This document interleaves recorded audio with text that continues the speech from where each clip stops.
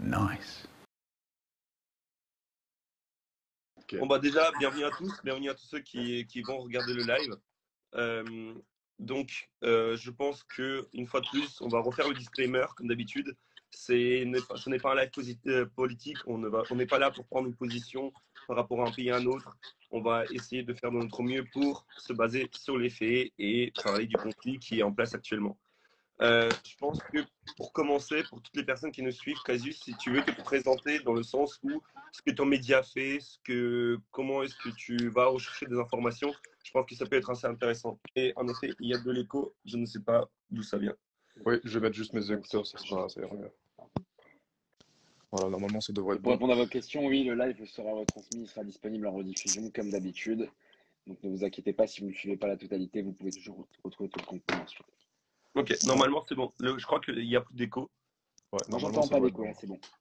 Ok, super. Bah voilà, du coup, si tu veux bien expliquer un peu ce que tu fais avec ton média, qu'est-ce que tu es réellement, est-ce que c'est un média, est-ce que c'est un compte d'information, pour que les gens comprennent un peu ce que tu fais. Alors, déjà merci de m'avoir invité pour ce live. Sachant que la plupart quand même de mes activités se passent sur Twitter, donc pas vraiment enfin, un peu moins sur Instagram quand même, parce que Instagram c'est pas vraiment moi qui m'en occupe directement.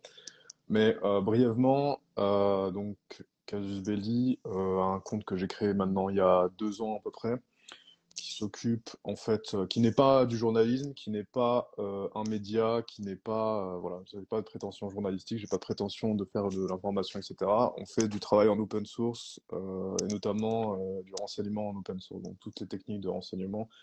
Pas en source ouverte, notamment sur différents conflits. Moi, j'ai pu faire l'Afghanistan, j'ai pu faire Gaza, Israël l'année dernière, j'ai pu faire maintenant l'Ukraine. Donc voilà, je sais pas, commence à prendre la main quand même. Et de manière générale, ben voilà, la façon de travailler. J'avais mis une story hier soir assez tard pour expliquer un petit peu, vraiment en une image brièvement comment travailler, mais voilà, c'est vraiment toutes les techniques de renseignement en source ouverte, plus des contacts sur le terrain, plus des canaux privés. Et évidemment, il y a beaucoup d'informations aussi qu'on peut pas diffuser au grand public. Mais voilà, on est un peu dans tout ce milieu-là. Euh, En termes de technique, ben, ça peut, là en l'occurrence pour l'Ukraine, ça peut passer par des transmissions radio, ça peut passer par des images caméra, des images terrain, la géolocalisation, des contacts qui sont sur le front aussi. Et donc voilà, en gros c'est ça. Et après on précise des informations, on fait du mapping. Moi par exemple j'ai commencé une carte depuis 3 ou 4 jours maintenant que je fais évoluer progressivement. Voilà, il y en a d'autres avec qui je peux travailler qui sont spécialisés, par exemple, uniquement sur les radios, certains qui sont vraiment des spécialistes en langue, d'autres qui sont spécialistes pour des mappings, des régions, etc., qui nous donnent vraiment beaucoup d'informations. Et donc finalement, quand on travaille tous en groupe, ça nous fait une sorte de travail collectif assez pointilleux. Et on arrive à suivre l'évolution enfin limite heure par heure, mais minute par minute quasiment, sur le terrain. Avec évidemment tous les risques d'intoxication, d'informations erronées, parce qu'évidemment, quand on fait ce genre de travail, on est sujet au service de renseignement de tous les pays. Voilà, on commence à étirer l'attention. Voilà. Certaines choses qu'on dévoile aussi ne sont pas accessibles à tout le monde. Donc, voilà. Très bien. Alors, du coup, pour tous ceux qui nous regardent, vous avez une petite box de questions où vous pouvez poser vos questions. Directement, on les prendra à la fin du live pour ceux qui posent des questions parce que ça va être compliqué de suivre, surtout qu'il y a beaucoup de sujets à aborder. Je pense, en fait, on a déjà fait un live pour remettre un tout petit peu le contexte sur le conflit qui a lieu actuellement en Ukraine. Juste pour te présenter, donc il y a Xavier également qui fait partie de Hawk Invest qui est avec nous. Et on a Dimitri qui vient de France Crypto et également Vega Management, donc qui s'intéresse énormément à la géopolitique. Et du coup, moi, je vais plus jouer le rôle du médiateur, encore une fois. Donc, je vais plus essayer d'intervenir de temps en temps pour rebondir sur les questions, reprendre des questions, peut-être relancer un peu un nouveau sujet si on s'attarde trop sur un des sujets qu'on a décidé d'aborder. Ouais, Et donc, voilà. Je pense que pour commencer tout ça, pour commencer cette discussion, ce qu'on peut faire, c'est déjà remettre le contexte une fois de plus sur le conflit. donc par rapport justement au début de ce conflit-là, qui était le détachement de l'Ukraine du bloc de l'Union soviétique. Donc, si on peut commencer à parler de ça pour commencer, et ensuite on continuera sur tous les autres sujets, un peu plus d'actualité parce qu'on a pas mal de choses qui sont passées aujourd'hui, et un peu voir quelles sont les potentielles évolutions qui peuvent avoir lieu. D'accord. Alors, je vais juste prendre des précautions avant de commencer à parler. Première chose, on peut se tromper, on peut avoir des imprécisions, notamment parce qu'il y a vraiment beaucoup d'informations, donc c'est vrai qu'on peut se tromper sur certains détails, même sur un dossier qu'on connaît bien. Deuxièmement, je suis pas journaliste, donc voilà, j'ai pas de carte de journaliste, et je suis pas non plus ni un agent du Kremlin, ni un agent de Kiev, donc voilà, comme ça on est clair. Et troisième chose, je ne fais pas de conseils d'investissement financier, etc. Donc ça, c'est pas vraiment mon domaine. Je connais un petit peu, mais par contre, voilà, c'est pas, je vais pas m'étaler là-dessus. Donc, pour revenir, alors, l'histoire de l'Ukraine, c'est vraiment une histoire hyper compliquée. Je vais pas faire un cours d'histoire non plus, mais globalement, avant l'URSS, l'Ukraine existe sous différentes formes, qui est loin d'être la forme actuelle de l'Ukraine, qui est plutôt quelque chose qui est rattaché à la Russie, avec l'Empire, etc. Bon, je vais pas rentrer dans les détails, jusqu'à l'URSS, et donc l'Ukraine fait partie en tant que satellite de ce pays soviétique, en fait, du bloc de l'URSS. Et donc, après 91, la fin de l'URSS, et là, tous les pays satellites, enfin en tout cas de toutes les républiques soviétiques, se détachent, notamment l'Ukraine. Donc en 91, il y a notamment un truc qui est important à savoir, c'est la Crimée qui est donnée par Khrouchtchev à l'Ukraine, qui est rattachée en fait à la nouvelle république émergente de l'Ukraine, en sachant quand même qu'il y avait tout ce qui est la partie de Simferopol, donc là il faudrait une carte, mais bon, tout ce qui est la partie de Simferopol n'était pas inclus dedans en fait, parce que c'était un point stratégique et qu'il y avait notamment, c'est pour ça qu'après il y avait eu des bases, il y avait une base militaire russe, etc. en Crimée qui était négociée, c'est un peu compliqué. Mais donc voilà, il y avait la Crimée qui était rattachée par Khrouchtchev, sauf une petite partie, et donc c'est resté comme ça, sachant que quand même à la Russie en 91, c'est misère économique, famine, 95 de guerre en Tchétchénie, les années 2000, c'est des rations, donc la Russie revient de loin quand même. Et voilà, tout ça, sachant que la Russie était une puissance nucléaire, etc. Notamment, en 91, il y a un truc important qui est négocié, c'est les armes nucléaires ukrainiennes, comme plein d'autres pays soviétiques, où les armes nucléaires étaient déployées, sont rendues en fait à la Russie en échange de l'accord de... Donc j'ai oublié le nom, mais qui est un accord en fait, enfin, c'est un mémorandum de Budapest, voilà, je crois. Mémorandum de Budapest qui implique. Donc déjà, c'est un mémorandum, donc en termes juridiques, ça vaut ce que ça vaut. Et puis, ça implique qu'en rendant les armes nucléaires, la Russie s'engage à jamais envahir l'Ukraine. Donc là, c'est un petit peu raté. Mais voilà, donc 91, c'est comme ça. Et puis, entre 91 et 2014, les deux pays se développent, chacun à leur façon. La Russie se développe plutôt bien, honnêtement, avec son modèle qui lui est propre, sans dire que c'est bien ou mal, on s'en fout, mais juste son modèle qui lui est propre, et notamment l'Ukraine aussi qui se développe, mais beaucoup moins bien en fait en termes. Si je parle juste de résultats économiques, c'est beaucoup moins bien, beaucoup de problèmes de corruption, etc. Là où quand même la Russie a réussi à faire le ménage et est revenue d'assez loin, en sachant que quand même.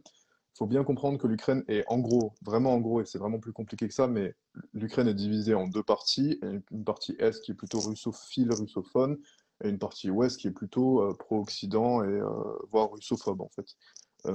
Et pour des histoires de l'Holodomor, etc. Donc on les comprend aussi un petit peu. Et notamment, donc les pays se développent comme ça. L'Ukraine jusqu'en 2014 a un gouvernement qui est conciliant avec la Russie, qui n'est pas pro-Russie entièrement, mais qui est quand même assez proche de la Russie, sans les détester, sans les aimer, mais voilà, ils arrivent à s'entendre quand même. Notamment, la Russie a pas mal d'influence parce qu'ils ont pas mal d'oligarques et de députés, etc. à la Rada. Donc la Rada, c'est le Parlement ukrainien qui sont placés. Donc c'est comme ça jusqu'en 2014, où là il y a en 2004 donc les révolutions colorées, et puis particulièrement en Ukraine les révolutions de Maïdan.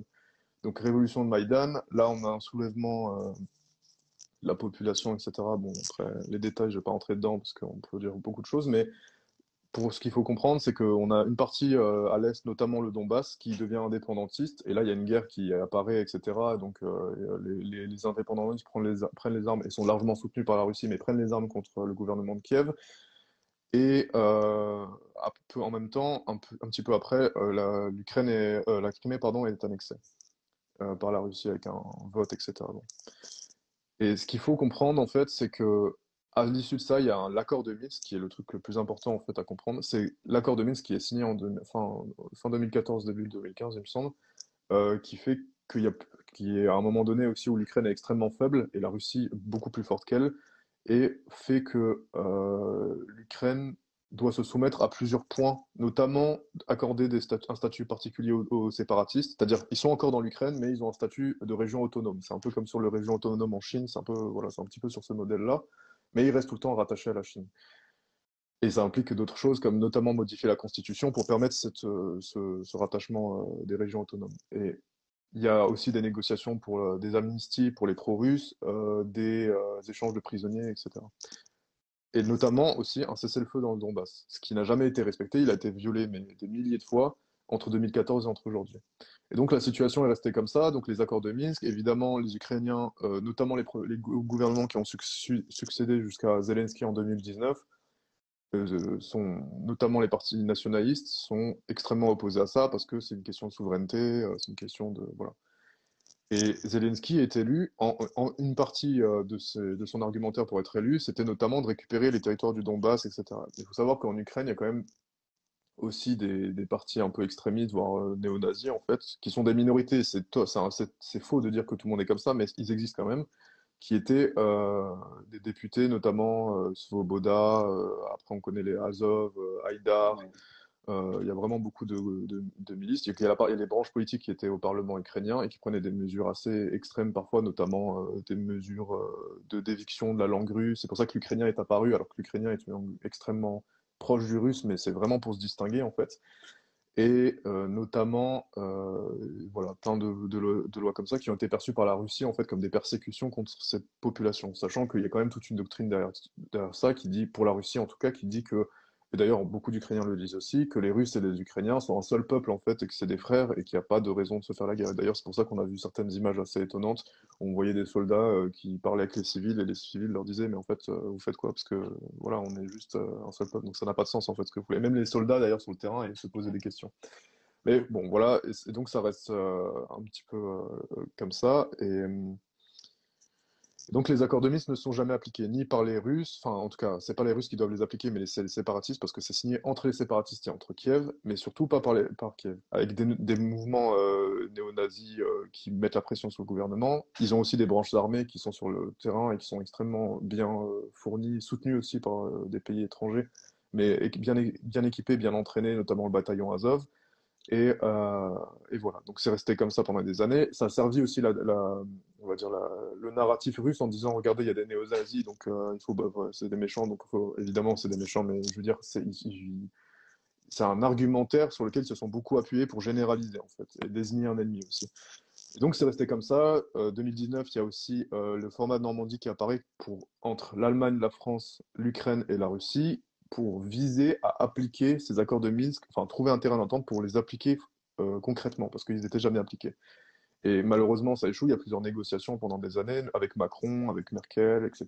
Bon, ça dure comme ça jusqu'à fin 2020, début 2021, où là, il y a une escalade des tensions. Première escalade des tensions, les troupes russes sont accumulées à la frontière, et ça pousse aux négociations. Moscou, en fait, cherche à forcer les pays occidentaux, notamment, en premier temps, c'était notamment les pays comme la France, l'Allemagne, etc., à forcer Kiev à s'en tenir à ces accords de Minsk. Et ça, c'était la première partie.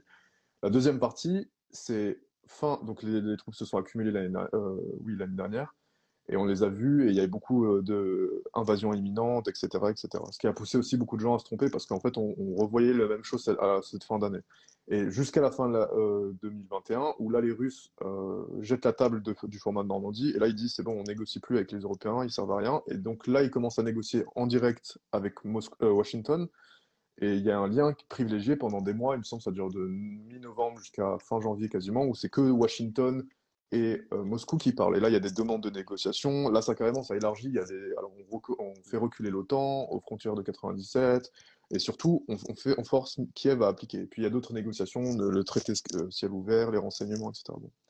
Et donc ça dure comme ça jusqu'au 24 février. Et là, 24 février, derrière l'invasion. Première chose significative, c'était le 16 février, où il y a eu un changement drastique même en interne, même de mes contacts, etc. Le discours a drastiquement changé le 16. Donc il me semble que c'était le 18 ou le 19. Là, ils ont reconnu les séparatistes, qui, de facto, en fait, a mis fin aux accords de Minsk. C'est-à-dire que les ont reconnus comme république indépendante.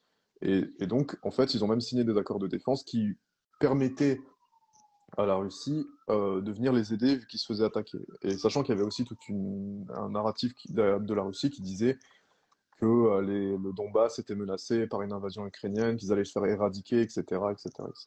Donc, après, c'est pas une question de savoir si c'est vrai ou faux, mais en tout cas, c'est ce qu'ils se disaient. Et bon, pour le coup, ce qu'on avait vu dans le Donbass, c'est qu'il n'y avait pas vraiment d'offensive, mais par contre, il y a eu beaucoup, beaucoup de tirs, et notamment les évacuations des civils, etc. Et donc ça, c'était les 2 ou 3 jours avant l'invasion. Il y a eu beaucoup, beaucoup de tirs, il y a eu 2000 violations, enfin, c'était n'importe quoi. Jusqu'au jour, donc le 24, c'était le point de bascule. Donc la nuit du 23 au 24, moi je les ai vus en direct sur les caméras, etc. Les Russes ont franchi la frontière. Ils ont franchi la frontière, un, de la Crimée, deux, du Donbass, trois, du front nord-est, donc Kharkov, etc. Et puis le quatrième front, c'était tout au nord, par la Biélorussie, en fait. Donc là, ils sont passés par la Biélorussie, ils ont pris Pripyat, et puis là, actuellement, la progression se poursuit jusqu'à l'heure actuelle. Voilà. C'était un long résumé, mais c'est important de C'est un comprendre bon certains résumé. points. C'est un bon résumé, surtout sur les derniers éléments. Et tu as dit des choses qui ressortent de plus en plus et qui mettent en contexte, notamment sur les soldats, les militaires russes qui parlent avec les Ukrainiens en ce moment. Mhm. Et ce discours du nazi qui montre et qui risque d'affaiblir Poutine et son regard et sa communication, parce que les soldats sur le terrain se rendent compte qu'ils ne se battent pas face à ceux qu'on leur a fait croire, que le bataillon Azov, au final, c'est simplement un millier d'hommes qui est dans l'est du pays, mais c'est pas l'armée ukrainienne dans sa globalité. Et ils commencent à se rendre compte que là, ils sont en train d'envahir leur voisin, qui est aussi leur allié en termes de culture, de langue, d'économie. Et c'est l'enjeu de Poutine. C'est pour ça aussi, on a pu voir cet après-midi, et là, je pense que c'est tombé il y a 20 minutes, du potentiel accord pour un Ouais, cessez-le-feu, pour une discussion, effectivement, un pourparler à c'est ce la que j'ai pu frontière. voir.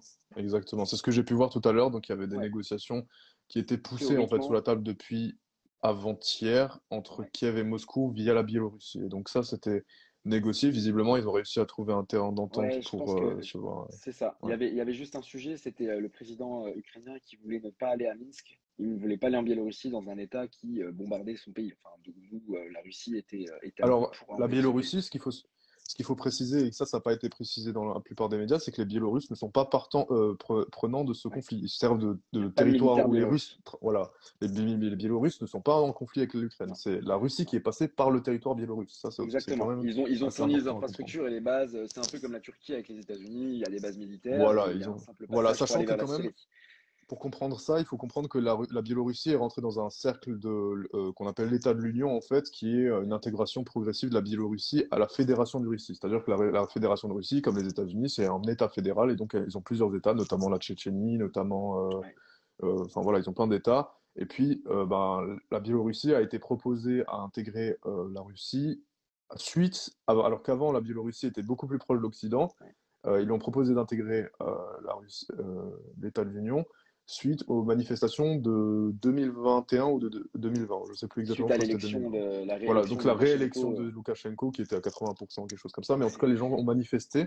Et donc là, évidemment, c'était des manifestations pas anodines non plus, mais en tout cas, à partir de ce moment-là, Loukachenko se sentit un petit peu menacé, et surtout après les sanctions en fait des Occidentaux, et à partir de la somme des sanctions qui lui sont tombées dessus, là, il est revenu vers Poutine, et là, ils ont négocié l'État de l'Union. C'était un truc qui était avancé depuis les années 2000 quand même par la Russie, qui cherchait à se rebrancher avec les Biélorusses. Donc les Biélorusses, hein, c'est les Russes blancs, et alors les Ukrainiens, c'est les Malorusses. Donc c'est alors, je sais plus c'est quoi Malorussie exactement en russe, mais en tout cas, il y a cette logique que les Biélorusses et les Ukrainiens sont des Russes. Et il y a une logique ethnique, en fait. Il y a une logique slave, en fait. Et c'est un aspect slave. Et d'ailleurs, les gens qui disent qu'il y a volonté de reconstituer l'URSS, c'est faux, parce que le Kazakhstan n'intéresse pas, Oui.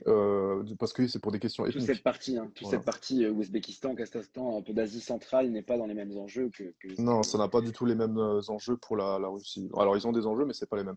Mais par c'est pas les contre, mêmes. ce qu'il faut prendre en compte aussi dans toute cette histoire, et qui est pas du tout évoqué, c'est l'histoire des pipelines. Donc, l'Ukraine est un pays extrêmement important parce qu'il y a beaucoup de pipelines qui passent exemple, il y a le Yamal, il y a vraiment beaucoup de pipes qui passent. Depuis 2014, donc il y a eu des projets qui ont été faits pour contourner l'Ukraine avec Nord Stream 1 et puis avec Nord Stream 2 plus récemment. Et d'ailleurs, Nord Stream 2 qui est suspendu, enfin en tout cas, sa certification finale est suspendue. Et pour être plus précis, c'est les analyses de sécurité, c'est-à-dire le dernier point avant d'ouvrir les vannes. Il aurait dû être ouvert déjà en décembre, mais après, il y a eu des problèmes juridiques, etc. Donc tout ça, c'est un aspect, il y a un aspect économique, il y a un aspect militaire, il y a un aspect politique, il y a un aspect stratégique. Parce que l'Ukraine, c'est aussi l'accès à la mer Noire. Et la mer Noire, même si la Russie avait le point avec la Crimée depuis 2014, ils ont quand même toute la partie de Odessa, etc. Ça, c'est des parties extrêmement importantes. Sachant aussi que l'Ukraine, pardon, c'est la partie sud-est qui est développée en fait. C'est là où il y a les industries, les usines, voilà. Le reste du pays n'est pas extrêmement développé. De manière générale, le pays est assez pauvre en fait, mais vraiment les usines, les industries, les fleurons technologiques que l'Ukraine a hérité, dont l'Ukraine a hérité, je peux parler exactement de Antonov par exemple, qui est une entreprise qui va sûrement faire faillite dans les prochaines années vu son état actuel. Mais c'est un fleuron de l'URSS et que l'Ukraine a su garder. Par contre, il faut savoir un truc aussi, c'est que les Ukrainiens sont extrêmement prisés, en tout cas l'Ukraine sur le plan intellectuel et technologique, extrêmement prisée par d'autres pays. Parce qu'ils ont des grosses universités, ils forment beaucoup Scientifique, d'élèves, ingénieur. voilà, des Indiens, des Africains, etc. Il y a beaucoup d'étudiants étrangers qui viennent dans leurs universités pour bénéficier du savoir, parce qu'ils ont quand même ils ont un assez haut niveau technologique, etc. Et c'est pour ça aussi que la déclaration russe par rapport aux potentielles armes nucléaires ukrainiennes est pas infondée non plus, parce qu'ils sont capables quand même. Ils ont des centrales nucléaires. Pour passer d'une centrale nucléaire à une bombe nucléaire, c'est pas extrêmement difficile. Et Et d'ailleurs, en plus, il me semble qu'ils ont hérité justement du savoir-faire de l'URSS. ouais, voilà. Mais il y avait beaucoup de grands Ils y ont scientifiques contribué ukrainiens, en aussi, fait. ils y ont beaucoup Ouais, ouais, contribué, hein. voilà, Eux, voilà. Biélorusses et Ukrainiens, ont beaucoup contribué Ah oui, à oui, justement. ils avaient beaucoup de ils ont beaucoup de têtes pensantes, en fait, en termes de Ah scientifiques, oui, etc. clairement. Et donc, notamment Zelensky, quand il était à Munich pour le Conseil de sécurité il y a quelques semaines, il a évoqué cette question. Il a dit qu'il pouvait, en tout cas, si c'était une volonté, il pouvait engager la restructuration des armes nucléaires. Donc, c'est pas impossible, c'est pas un truc infondé, parce que les gens, quand Poutine l'a dit, beaucoup de gens se sont moqués de lui. Mais en fait, c'est une vraie crainte de la Russie. Mais en même temps, les Ukrainiens, on les comprend parce que s'ils avaient l'arme nucléaire, ils seraient pas envahis en fait aujourd'hui. C'est clair, Donc c'est clair, c'est aussi ça à c'est prendre clair. en compte. Voilà. Moi, j'ai une petite question, si Artem, à moins que tu avais quelque chose. Bah alors, je voulais juste savoir si Dimitri, toi tu voulais rajouter Vas-y. quelque chose ou si tu voyais un point important. Et sinon, moi, je voulais juste rebondir sur ce qui a été dit avant. Euh, Juste pour compléter, parce que du coup la présentation était très complète, assez exhaustive, juste pour en rajouter une couche quelque part sur le fait que ce soit quand même quelque chose de très compliqué. Et parfois, avec le traitement médiatique, on a l'impression que c'est un pays anecdotique qui a envahi un autre avec lequel il n'aurait pas forcément de lien ou d'intérêt, comme si, je sais pas, moi, les Hmm, États-Unis avaient, je dis n'importe quoi, déboulé au Mexique. Alors que au final, c'est vraiment quelque chose de plus complexe que ça. Et hmm, il y a un symbole de ça qui est assez facile à comprendre. Si on prend le drapeau de la Russie, il y a trois couleurs. Les mêmes que le drapeau français, mais pas du tout pour les mêmes raisons. Le rouge, c'est l'Empire russe. Le blanc, c'est la Biélorussie. Et le bleu, c'est l'Ukraine. Voilà, il n'y a pas besoin d'en hmm. dire plus, j'ai Ouais. envie de dire. Ça montre la complexité au final. Et encore une fois, en disant ça, évidemment, il n'est pas question de prendre parti ou position pour un des deux camps, mais simplement pour bien montrer le fait que c'est une situation qui est extrêmement complexe. Et d'autant plus, quand on prend ne serait-ce que l'Ukraine, ça a été dit, on l'a dit la dernière fois, ça a été redit aujourd'hui, ou même en soi juste l'Ukraine, que ça soit à l'ouest ou à l'est, c'est un pays qui est extrêmement différent. À l'est, on est jusqu'à 75% de population russophone, ce Hmm. qui n'est évidemment pas du Absolument. tout le cas à l'ouest. Notamment à l'ouest, il y a un truc qui est aussi intéressant à noter, c'est qu'il y a pas mal, bon ça c'est pour des faits historiques, mais il y a pas mal de populations polonaises qui vivent en fait en Ukraine à l'ouest. Et toutes ces populations ont toujours été profondément russophobes, en fait. Mais on les comprend aussi parce qu'il y avait du RSS. C'est comme la Pologne, il y a aussi des néo-nazis en Pologne, mais pour des raisons historiques. L'Ukraine, c'est un peu plus compliqué parce que c'est pas des néo-nazis forcément. En tout cas, il y a eu un schisme dans le néo-nazisme ukrainien parce qu'il y a une partie, il y a beaucoup de juifs en fait ukrainiens là-bas, et donc il y a eu forcément un problème avec les questions antisémites, etc. Donc il y a une partie du néo-nazisme ukrainien qui a été évincée de toutes les questions antisémites. Ils sont néo-nazi, mais pas antisémite, donc c'est un peu particulier. Mais bon, en tout cas, voilà, c'est extrêmement compliqué. Et ce qu'il faut comprendre aussi, je reviens juste à l'histoire des médias, c'est que si on avait, admettons que si on avait, je vais prendre la question Ouïghour en fait. Quand on prend la question Ouïghour, tous les Chinois, il faut se mettre du côté des Chinois, quand ils regardent leurs médias, etc., ils regardent leurs médias à eux. Donc, toutes leurs informations viennent de leur Oui. gouvernement, etc. Donc, et forcément, ils sont sous le narratif de leur pays. Donc, leur narratif de leur pays, ils présentent les Ouïghours comme des terroristes, etc. Donc, la population accepte, en fait, ce qui se passe pour les Ouïghours. Alors, je ne sais pas exactement ce qui se passe, j'ai pas de prétention, je suis jamais allé, j'ai pas d'informations, mais si vous voulez, ce qu'il faut comprendre, c'est que quand on est d'un côté d'un pays, en Russie, par exemple, la plupart des gens prennent l'information qu'on leur donne. Et c'est pareil en fait de notre côté. C'est-à-dire que si vous avez tous les grands médias, je ne vais pas en citer, mais tous les grands médias en France ou tous les grands médias en Occident en général, ils vont tous vous donner une version par rapport à la Russie, etc. Et donc à les écouter, on a l'impression que la Russie est un pays extrêmement agressif, etc. Alors qu'en fait la situation est beaucoup plus complexe que ça. Et il faut bien comprendre que quand on prend un seul côté de l'information, bah, en fait, on est forcément biaisé. Et le mieux, en fait, ça serait carrément de pouvoir être sur le terrain, etc. Mais bon, c'est pas possible. Mais voilà, il faut bien garder toujours ça en tête, c'est que notamment les déclarations officielles, que ce soit de la Russie ou de l'Ukraine, ou de l'Ukraine ou de l'Occident en général, il faut comprendre que l'information qu'on va vous donner, il y en a beaucoup, en tout cas il y a une partie de l'information qui est tout le temps biaisée, c'est-à-dire qu'on va vous donner, ou alors on vous donne pas tout, ou alors on vous donne qu'un morceau, ou voilà, c'est toujours quelque chose qui est compliqué. Par exemple, hier on a dit que la Russie, enfin les États-Unis, l'Europe allaient dégager les banques russes du SWIFT, du système SWIFT. Ce qui n'a pas été précisé, c'est que c'est une partie des banques. Or, Ouais. si on banne une partie uniquement des banques russes du SWIFT, en fait, le reste des banques peuvent toujours jouer avec leurs comptes, etc., pour contourner ce ban. Donc, en fait, c'est un ban qui n'est pas vraiment un ban. Donc, c'est ça aussi qu'il faut comprendre. Mais si les gens font pas l'effort de chercher l'information, eh ben, forcément, en fait, l'information est toujours asymétrique, si vous voulez. Il y a un certain, au maxi, comment dire, à la fin, en fait, à l'extrême, l'information est toujours asymétrique, parce que vous n'aurez pas des informations des renseignements, vous n'aurez pas des informations de terrain, vous aurez pas, donc vous serez toujours submergé par des vraies et des fausses informations, et c'est ça le plus compliqué, c'est de trier en fait de ça.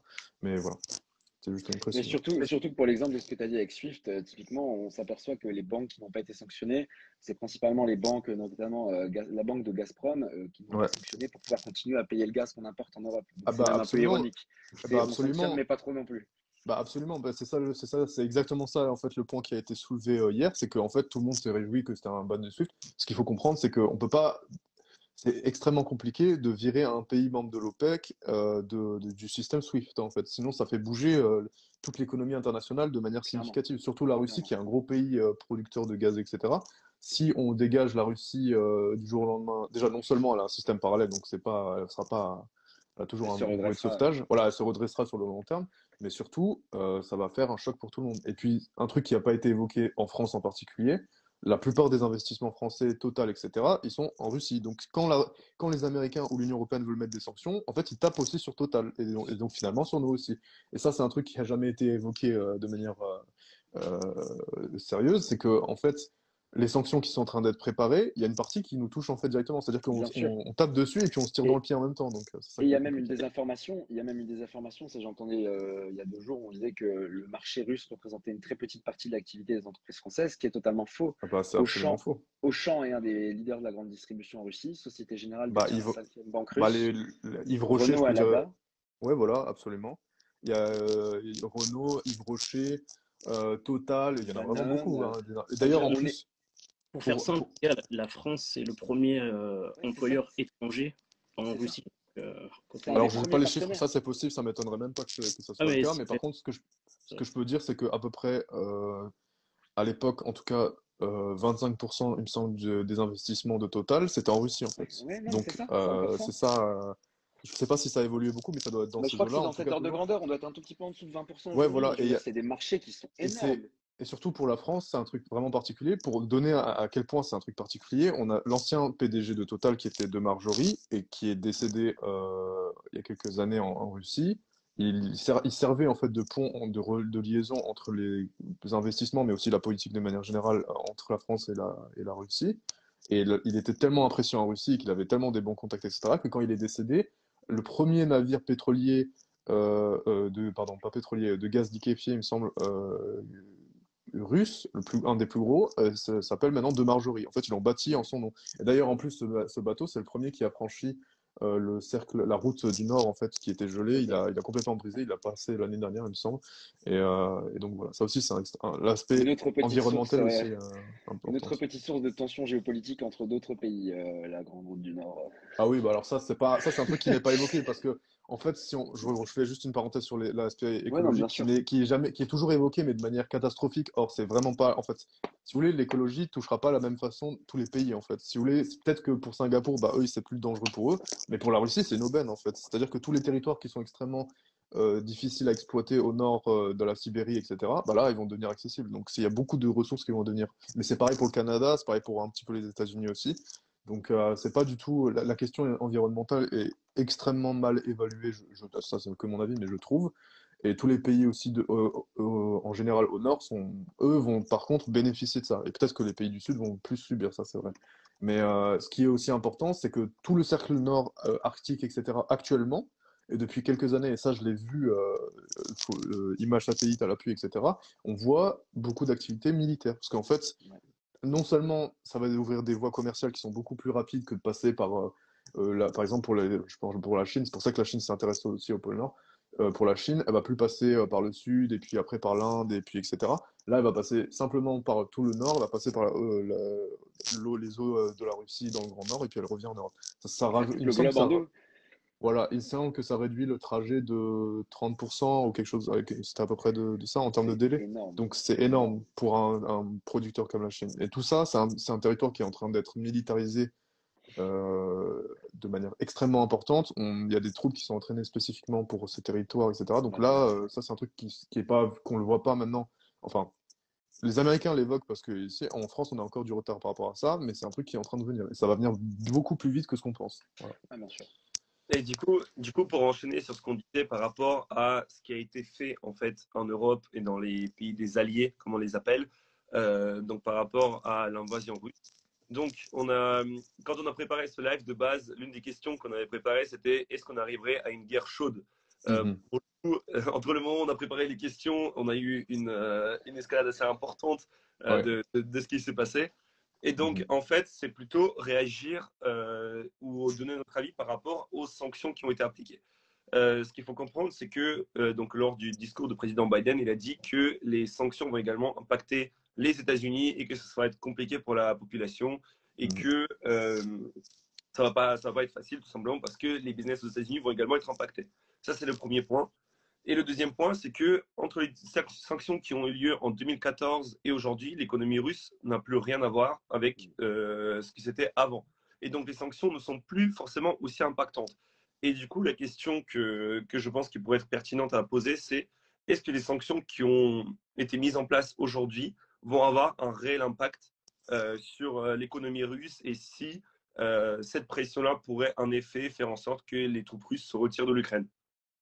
Alors, pour la première partie de la question, évidemment, ça touchera l'économie russe, mais alors ça dépend dans quelle mesure ça la touchera. C'est ça, c'est à quelle proportion en fait ça va affecter l'économie russe. Moi, alors, de ce que je sais, de ce que j'ai pu voir, d'ailleurs en plus les Américains partagent aussi un petit peu cet avis, c'est que l'économie russe est désignée maintenant comme une forteresse économique. C'est-à-dire qu'en fait, ils l'ont tellement sanctionnée qu'elle est devenue résiliente et qu'en fait, les sanctions ne sont plus un argument suffisant pour la Russie. Et d'ailleurs, en plus, l'ambassadeur russe au Royaume-Uni, lors d'une interview il y a quelques semaines, il a dit qu'ils en avaient rien à foutre. Littéralement, il a utilisé ce mot en disant rien à foutre des sanctions. C'est-à-dire que ça ne les impacte pas plus que ça, en fait. Le poids des sanctions n'est pas très important. Conséquent. Et donc, la Russie s'est mise dans une position où, en fait, elle est extrêmement résiliente. Elle a un partenaire de poids aussi, qui est la Chine, parce que la Chine, ils ont mis un système, justement, bancaire concurrent au SWIFT, qui est le CIPS, et que la Russie est en train d'essayer d'intégrer. Et en plus de ça, la Russie s'est débarrassée, en tout cas, il me semble, 90% de ses devises en dollars. Donc là, elle a quasiment plus de dollars. Tout ça pour échapper, justement, aux sanctions et pour arrêter d'être dépendant de l'Occident. Donc là, on est en train d'arriver et là, je pense que les gens n'ont pas encore compris en fait ce qui est en train de se passer, mais on est en train d'arriver à un tournant historique où l'équilibre du monde est en train de s'inverser, et en fait, c'est plus vraiment l'Ouest qui dirige le monde, ça, c'est en train de basculer à l'Est. Et c'est pour ça aussi que beaucoup de gens ont estimé, à juste titre, que pour la Chine et son cas de Taïwan, il faudrait garder un œil dessus parce que la Chine, c'est peut-être un signal pour elle en lui disant on peut aussi passer à l'action. Et donc, on verra ce qu'il en est dans les prochaines années. Je pense pas que ça se fera dans l'immédiat, mais on verra dans ce qui est dans les prochaines années. Par contre, les Russes, les sanctions qui ont été posées jusqu'ici pour la Russie ne la pousseront pas à reculer. Et ça, ils l'ont dit les Russes plusieurs fois. Et d'ailleurs, en plus, pour rentrer un peu plus dans les détails, les sanctions, les packs de sanctions qui ont été adoptés par l'Union européenne notamment, il y a beaucoup de pays qui sont pas d'accord en fait entre eux déjà. Donc ça, déjà, c'est des faiblesses. C'est-à-dire qu'on ne sait pas qu'est-ce qu'on va sanctionner. L'Italie est montée au créneau en disant non, non, on ne veut pas sanctionner nos produits d'export, le Gucci, etc., notamment le luxe. La Belgique a dit non pour ses marchés de diamants, etc., qui sont extrêmement vendus en Russie. La France aussi, alors ça n'a pas été discuté, mais Pouyanné a discuté avec Macron en tapant un peu sur la table en disant que voilà, il faut faire attention aux sanctions, etc. Donc les pays européens sont déjà frileux par rapport aux sanctions, alors qu'elles n'ont même pas été concrètement appliquées encore. C'est-à-dire que là, c'est que peut-être le début, mais il y a déjà des accords entre les pays européens. Et pareil pour les Américains, même si Biden a dit tout ça, il faut savoir que ça réagira sur les marchés, ça réagira dans l'économie américaine, etc. Alors les Américains sont gagnants quand même dans l'histoire parce que ils vont sûrement vendre à l'Europe pour combler le déficit, parce que ce qu'on n'a pas compris encore en France notamment, c'est que si maintenant la demande, alors je reviens juste une petite parenthèse, les contrats qui sont négociés pour le gaz dans l'Union européenne avec la Russie, c'est des contrats prix spot. C'est-à-dire que les contrats dépendent de l'offre et de la demande en fait. Et alors qu'avant, ils étaient indexés sur le prix du baril de pétrole, il me semble. Et la consommation du gaz russe en Europe, c'est 40% de toute la... Enfin, la Russie fournit 40% de toute la consommation de l'Union européenne. Et donc, ce qui va se passer, en fait, c'est que maintenant, on va pas le ressentir parce que les températures sont en train de redescendre, etc. Par contre, l'hiver prochain, si la situation évolue pas et qu'il n'y a pas de solution, et ben en fait, ce qui va se passer, c'est qu'on aura un déficit en fait en termes de consommation de gaz en Europe et que là, les prix vont flamber en fait. Et là, l'inflation qui était enfin, la montée des Déjà prix marqué. du gaz qui était voilà, il y a quelques mois, là, ça va être beaucoup pire, mais à la fin de l'année, par contre, on va pas le sentir tout de suite dans l'immédiat. Alors, les Allemands vont le sentir passer parce que leur industrie, et beaucoup de pays européens aussi, leur Pour industrie dépendent l'électricité du... surtout. Voilà, exactement. Mais par contre, s'il n'y a pas de solution d'ici fin du prochain hiver, en fait, ben, même en France, on va le subir. Et ça, c'est parce que les contrats sont négociés sur le prix spot. Et par contre, c'est une aubaine pour les Américains dans la mesure où eux, ils ont leur gage de schiste qui est rentable pour eux, il me semble, autour de 55 dollars, C'est un ça, petit, exactement. c'est à peu près ça. Et donc, eux, ils vont sûrement se présenter comme alternative parce que par exemple, les pays, en fait, il n'y avait pas d'autre solution pour l'Europe. C'est-à-dire que si on retire la Russie, ou en tout cas le Nord Stream 2 en particulier, si on retire ça, il y aura un déficit qui va se créer. Et le ministre de l'énergie du Qatar l'a dit lui-même, il est impossible de fournir plus que ça en fait l'Europe. C'est-à-dire que la seule solution actuelle qui est envisagée même par les analystes, etc., ça serait que l'Amérique, au lieu de fournir en gaz de schiste l'Asie, elle va se retrouver à fournir en fait l'Europe. Or, il est rentable que à 55 dollars, donc nous en fait on va le payer extrêmement cher ce gaz, ce déficit-là en fait. Et Et, évidemment, c'est les Américains qui vont gagner dans cette histoire. et en plus, on n'a pas les infrastructures qui sont prêtes parce que pour l'instant, on fonctionne avec des gazoducs qui nous acheminent directement le gaz. Là, maintenant, si les Américains, si on importe du gaz de schiste américain, il va falloir le transporter sous bateau avec des terminals pétroliers, enfin Ah des oui, oui, terminals pétroliers, absolument. Oui, oui, des terminaux absolument. gaziers en Europe. Et ça, on n'en a pas actuellement en état de marche pour fournir une aussi grosse infrastructure. Donc, c'est pas une Absolument. solution qu'on peut trouver du jour au lendemain. C'est des années d'adaptation, Absolument. Et d'ailleurs, en plus, il y en a beaucoup qui ont dit oui, mais du coup, on peut ramener du gaz de l'Afrique, notamment l'Algérie, etc. notamment Il faut l'Algérie, savoir que c'est vrai. l'Algérie, en termes d'infrastructure, est déjà à son maximum. Alors, normalement, elle a les réserves, mais les infrastructures sont inexistantes. Or, les infrastructures, ça prend au moins 5 ans pour être, au moins, vraiment, et Ouais. ça, c'est rapide, au moins 5 ans pour être mis en place. Les pays nordiques ont déjà passé le pic gazier, etc. Voilà, il n'y a pas beaucoup de plus de solutions en fait. Et la Turquie aussi dépend beaucoup du gaz russe, ça n'a pas été dit non plus, mais la Turquie dépend beaucoup du gaz russe également. Donc, et c'est pour ça qu'il y a eu un pipe qui a été ouvert après la guerre du Karabakh, notamment dans la mer Caspienne, pour essayer commencer un petit peu à trouver des alternatives à la Russie. Or, ce pipe qui est parti de la mer Caspienne là-bas, il n'est pas encore en place, et en fait, il n'est pas encore prêt pour fonctionner. Et il pourrait peut-être avoir des solutions dans le nord de l'Irak, des trucs comme ça, mais c'est pas encore du tout à jour. Clairement. Et ça montre le gros problème en Europe aujourd'hui, notamment qui est le cœur de la problématique de production d'énergie, que ce soit du gaz pour se chauffer, parce que c'est l'image qu'on en a, mais un pays comme l'Allemagne ou la Pologne ou même la Belgique récemment ont décidé d'arrêter le nucléaire et d'arrêter le charbon et de tout remplacer par le gaz naturel pour produire également de l'électricité, donc soutenir leur industrie. L'Allemagne, c'est un pays Absolument. qui est hyper industrialisé, c'est pour ça qu'il a le premier PIB européen. Et aujourd'hui, si pour produire son énergie et produire ses biens et autres, il a besoin de tout compenser par le gaz, ça va être une catastrophe. Parce que non seulement ils seront dépendants pour le chauffage, mais aussi pour l'alimentation électrique. Aujourd'hui, on voit que Absolument. plus Et on met si je en peux avant les remettre voitures électriques et toutes ces choses-là, c'est une réaction en chaîne. Absolument. Et si je peux remettre juste une couche par rapport à la question encore de l'écologie en Europe, et enfin en Allemagne en particulier, ils ont voulu abandonner les centrales nucléaires pour utiliser du gaz naturel. En fait, le gaz naturel, il est naturel, enfin, c'est un contresens. C'est-à-dire que le gaz naturel n'est pas, c'est pas parce qu'il est naturel qu'il n'est pas polluant. En fait, le Ouais, gaz c'est clair, naturel, il est aussi c'est polluant en clair. fait que du charbon, etc. Donc c'est un petit peu ce qui est jamais dit un petit peu et qui me frustre un petit Ouais, peu quand ouais. je vois des gens parler d'écologie, c'est que le gaz naturel, en fait, bah, il pollue aussi. Hein. C'est pas C'est magique. Hein. comme brûler du pétrole, c'est la même chose, juste que ça Oui, relâche moins voilà, de c'est CO2, pas, mais c'est voilà, brûler une c'est ressource juste, naturelle limitée. C'est une absolument, énergie absolument. fossile, c'est juste qu'on la vend bien sous le nom de gaz naturel, donc Oui, voilà, voilà, donc il y a déjà un packaging, il y a déjà un truc qui est tourné, ça et du coup, résonne bien, c'est, c'est du ouais, marketing vert, hein, c'est tout, hein. absolument, absolument. Avec les éoliennes, hein, de toute manière, aujourd'hui, Ouais, des ouais, énergies les éoliennes, hein. 100% propres, je suis pas sûr qu'on en ait vraiment Non, trouvé. Mais il me non, semble que les éoliennes, carrément, ça dépend les régions, parce qu'il y a des régions qui sont, ça devient un petit peu intéressant, mais dans la plupart des régions où c'est posé, le coût énergétique pour les poser est plus élevé que ce que ça rapporte. En fait, c'est débile. ouais. Donc, Et mais puis bon, après. une éolienne, il y a le parc éolien, s'il n'y a pas de vent, il tourne pas. Je veux dire, il faut qu'on Oui, soit voilà, c'est ça capable de aussi. fournir une C'est ça énergie aussi. constante, à moins qu'on parle d'éoliennes offshore sur des zones où il y a toujours du vent. Mettre des éoliennes partout dans les Ouais, mais champs, Comme c'est le cas si... de Arc aujourd'hui. Oui, les bien sûr. prennent à la fin en mode ça fonctionne avec du vent. Ok, oui, mais pour la fabriquer, on a besoin de Ouais, quoi? Ouais, pour la Ouais, recycler. voilà, c'est ça Je aussi, sais pas si vous c'est avez vu exactement comment ça. recycler une éolienne aussi, si vous avez déjà vu des photos de recyclage d'éoliennes. Ah, On moi, creuse un j'ai trou, jamais vu. on creuse un trou et on met les pales en polymère dedans et on le rebouche avec de la Ouais, terre. ouais, c'est Ah pour ça, bah c'est voilà, c'est fabuleux. Mais en tout cas, voilà, Voilà. il y a plein de choses comme ça qui sont un petit peu stupides, mais bon, Non, mais après, c'est ça, c'est clair. des questions politiques. Moi, je veux pas rentrer dans Bien ces sûr, non, non, histoires-là. on n'est pas là pour prendre Mm. position, mais pour non, non, en pas du revenir tout. à la Russie. Et Ouais, on disait, aujourd'hui, on va avoir les négociations qui vont être menées entre plusieurs leaders mondiaux. Et la question que moi, j'aurais personnellement aussi, c'est Poutine est au pouvoir depuis plus de 20 ans aujourd'hui. Il a Mhm. basculé entre président, premier ministre, président avec Medvedev, enfin Ouais. bref.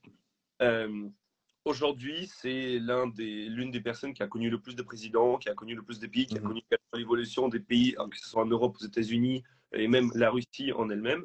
Lors de ces négociations, c'est la personne qui a le plus d'expérience sur le front international. Mhm. Mais est-ce que c'est un facteur qui va réellement jouer? Est-ce que c'est un facteur de pression que lui peut avoir parce qu'il sait comment ça marche en fait? Il sait de quoi les pays sont capables. Et c'est pour ça aujourd'hui d'ailleurs, on a eu l'annonce du fait qu'il va actionner les forces de soutien nucléaire, il me semble. Xavier, tu me corriges si Oui, j'ai. c'est ça. Enfin, Ouais, il va juste j'ai cru voir activer quelque la chose comme force ça. Ouais. stratégique, enfin, la force nucléaire stratégique. Ça veut dire qu'il met en alerte les membres de l'armée russe qui sont en charge de s'occuper des missiles nucléaires et d'armer des avions potentiellement. C'est un peu une stratégie force de type OTAN. dissuasion. C'est ça.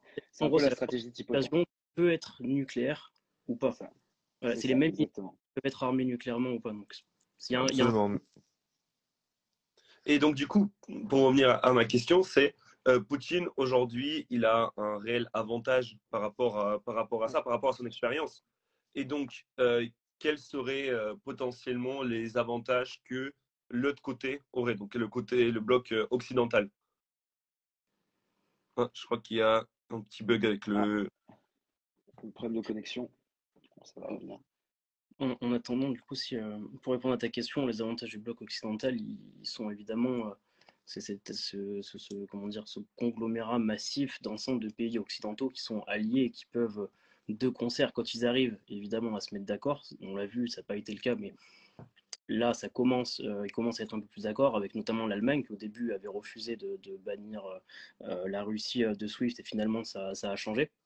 Quand ils sont d'accord, c'est évidemment une force considérable. Après, de l'autre côté, évidemment que on en a parlé déjà dans le précédent live, c'est un énorme avantage pour la Russie. On peut aussi parler de la Chine, qui sont des pays où ils avancent sur le temps, c'est-à-dire qu'ils ne réfléchissent pas le temps d'un septennat ou d'un quinquennat, comme c'est le cas en France, où tu vas avoir les 2 premières années où tu vas pouvoir passer des mesures, et puis les 2 dernières où tu es plus là à essayer de travailler à ta réélection plutôt que faire réellement avancer le pays. Quand on est dans des pays où ils n'ont pas cette problématique-là, c'est évidemment un énorme avantage. Le deuxième énorme avantage aussi pour la Russie, parce qu'on ne se pose pas trop la question des avantages pour les Occidentaux, on les voit toute la journée évidemment dans les médias. L'avantage pour Poutine, c'est qu'il maîtrise quelque part l'horloge, c'est-à-dire que c'est lui qui, d'une certaine manière, a déclenché tout ça, c'est lui qui maîtrise le timing dans le sens où il a décidé de, quand il allait vouloir réellement engager les choses et passer à l'action. Et ça, c'est un avantage parce que, évidemment, qu'il ne s'est pas réveillé, comme je disais la dernière fois, un matin pour dire ok, aujourd'hui je vais envahir l'Ukraine. Il a pensé à tout ça, il a pu anticiper les sanctions, il a pu s'y préparer, et déjà depuis 2014-2015. Donc ça fait aussi un énorme avantage pour lui. Aujourd'hui, une partie de ce qui est en train de se passer, pas tout, parce qu'on peut voir quand même que tout ne se passe pas très certainement comme il l'avait imaginé, mais une partie en tout cas de ce qui se passe, et notamment au niveau des sanctions, il a pu les anticiper et il a pu s'y préparer. Absolument. Et j'ai juste eu un souci de connexion, donc je suis de retour. Mais Pas de souci. pour revenir à l'histoire des sanctions, etc., la Russie est quand même préparée depuis des années. C'est-à-dire que c'est pas un truc qu'ils l'ont fait à la dernière minute, etc. Ils ont anticipé. Il y a beaucoup d'analystes russes, économiques, etc., qui ont évalué un petit peu tous les scénarios possibles, évalué les risques, etc. Donc s'ils sont passés à l'offensive, c'est bien il y avait tous les facteurs qui ont été étudiés et ils pensent, en tout cas, ils considèrent aujourd'hui qu'ils sont en mesure d'encaisser toutes ces sanctions, et que d'ailleurs, en plus, Lavrov, donc le ministre des Affaires étrangères russe, l'a dit, les Occidentaux ne vont rien faire à part mettre des sanctions. Et c'est un peu ce qui se passe d'ailleurs actuellement. Donc voilà, ils n'ont pas d'autres marges de manœuvre, pardon. Et c'est vrai que voilà, il n'y a pas grand-chose, à part si on veut rentrer dans une guerre à grande échelle. Mais ça, voilà, pareil, l'OTAN, l'Occident, etc., n'est pas prêt du tout n'est pas prêt à sacrifier autant pour faire une guerre. Et d'ailleurs, même l'histoire des armes nucléaires, alors ça a été évidemment repris partout, un peu, voire alarmiste, etc. Mais il faut bien comprendre que enfin, les armes nucléaires, la Russie, un pays comme la Russie, il a des armes nucléaires pour exploser la planète Terre, mais des dizaines de fois. C'est-à-dire que c'est pas possible, en fait. On peut pas commencer à rentrer dans une histoire de guerre nucléaire, sinon tout le monde y perd. C'est-à-dire même la Russie y perd, et c'est pas la doctrine n'est pas de les utiliser, c'est de menacer de les utiliser pour que les autres se tiennent à carreau un La petit peu. dissuasion. Voilà. Mais du coup, moi, c'est justement ça la question, c'est qu'aujourd'hui, on a quand même plusieurs pays qui possèdent l'arme nucléaire. Avant, ça aurait pu être un argument quand on était encore dans un monde, il y a 20 ans peut-être, ça aurait pu encore être un argument. Mais aujourd'hui, on sait, entre guillemets, que personne ne va s'en servir pour attaquer un autre pays qui a une arme nucléaire ou qui a des alliés qui ont une arme nucléaire. Tout simplement parce que lorsque on sait qu'on va se prendre un missile nucléaire dans notre pays, là, tout simplement, on va en renvoyer un parce qu'on n'a plus rien à perdre. C'est ce que Sun Tzu il décrit justement dans son livre, c'est que quand tu sais que tu es destiné à mourir, c'est que bah, tu vas te battre jusqu'à la mort et faire de ton mieux pour t'en Pour sortir. infliger un maximum de dégâts, ouais. C'est C'est ça, pour mais Mais aujourd'hui, il laisse une porte de que, sortie, pour le moment en tout cas, avec des fuites vers la Pologne. Parce que oui, justement, absolument. Ouais. si, euh, il y en a qui en parlaient, mais pour le moment, on voit qu'il l'a pas fait. Il aurait pu, au final, au moment de l'invasion initiale, couper quelque part. Je pense qu'il n'aurait pas eu trop de mal. C'est ça qui n'a pas été dit aussi. Ouais. C'est que Voilà, l'invasion russe actuelle, la stratégie actuelle russe, c'est de faire sauter le gouvernement en fait le plus vite possible. C'est pas déjà de sécuriser le Donbass, etc. Donc toute la région. C'est pour ça qu'actuellement même, les troupes dans le Donbass vont peut-être mener, je pense ce soir ou demain, une offensive sur Mariupol, qui est donc la ville incluse dans le Donbass et contestée en fait depuis quelques jours. Euh, et le stratégie. but, c'est de sécuriser ça et de prendre. C'est pour ça que l'offensive sur Kiev, etc., Pripyat, Tchernobyl, ça a été extrêmement rapide pour Clairement. encercler en fait Kiev et même.